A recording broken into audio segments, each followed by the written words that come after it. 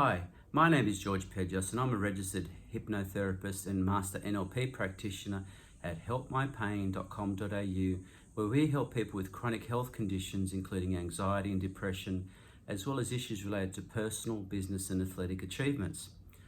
One of the most common things that people say to me when they come in for the first time is, well, I'm different and my problems are unique.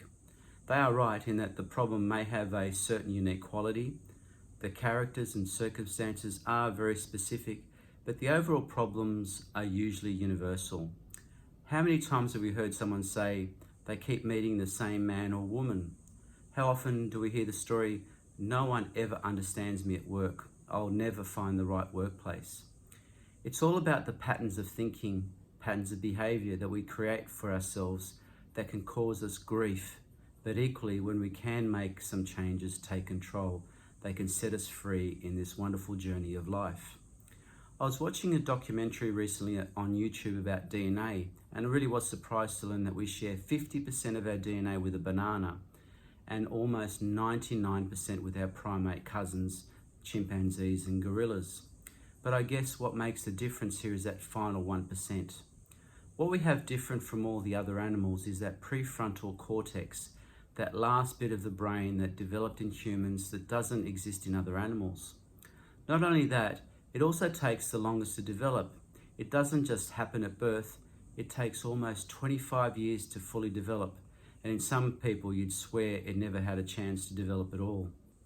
The role of the prefrontal cortex is to provide context to what has happened, to what is happening, and to understand it.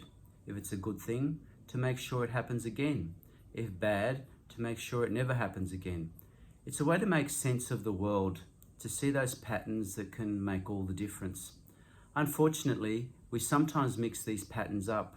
We don't process things properly because as the prefrontal cortex is developing, as it is learning, a lot can happen to us in this crazy, mixed up modern world. Things that can be very difficult for a kid to process. So much so that it can create a permanent way in which we process events, and quite often not for the best, not for your best interests and not for the best interests of those around you. Now, I don't know if you know the story of the Golden Buddha.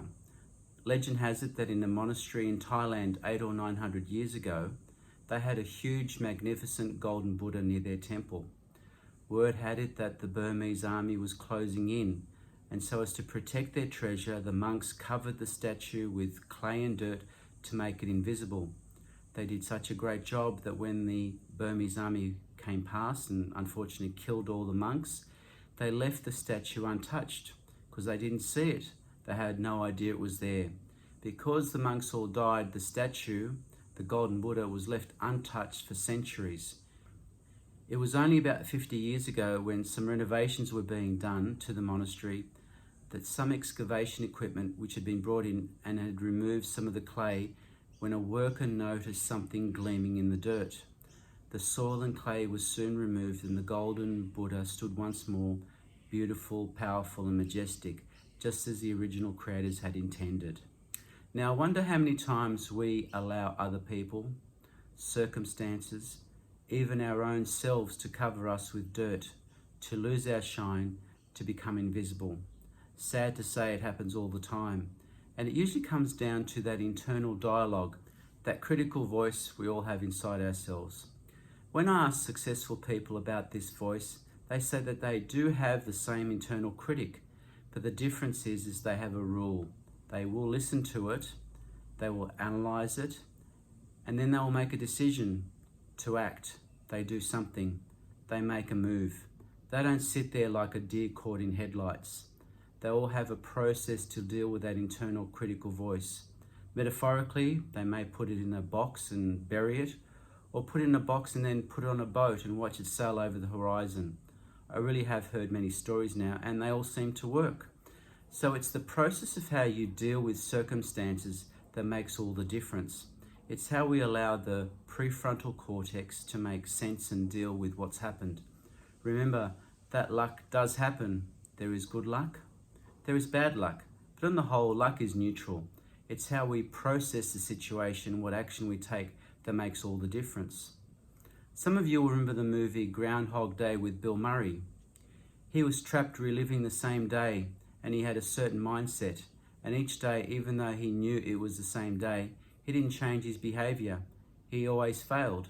It was only later on that he decided to learn from his mistakes and make changes, fine-tune his thinking, modify his behavior, embrace feedback, and in so doing, broke through that day. The sad thing is that a lot of us live that Groundhog Day every day. Yes, there may be a change in the calendar, but we enter each day with exactly the same mindset and expect something or someone else to change.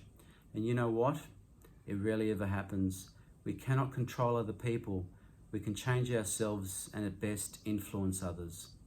The good news is that strategic hypnotherapy can identify those patterns of thinking, those patterns which may not serve you well for where you are right now. We can, with your permission of course, put new software that will help you deal with that critical inner voice effectively, to learn from your past experiences and move on, take control and be effective. Just like Apple and Microsoft do continual software updates, because circumstances do change, and they do these usually at night when you're sleeping. We need to do the updates too. The extra dimension that hypnotherapy provides, which computers don't have, is the access to that inner wisdom, the ability to learn, to put things in perspective and build on challenges, which is uniquely a human characteristic. And when you think about it, a beautiful and wonderful thing. So if you would like to learn more about how strategic hypnotherapy can help you or someone you know, then feel free to contact me through my website, helpmypain.com.au, or through Facebook. Thank you for listening, and as I say, hypnotherapy isn't magic, but there sure is something magical about it. Thank you.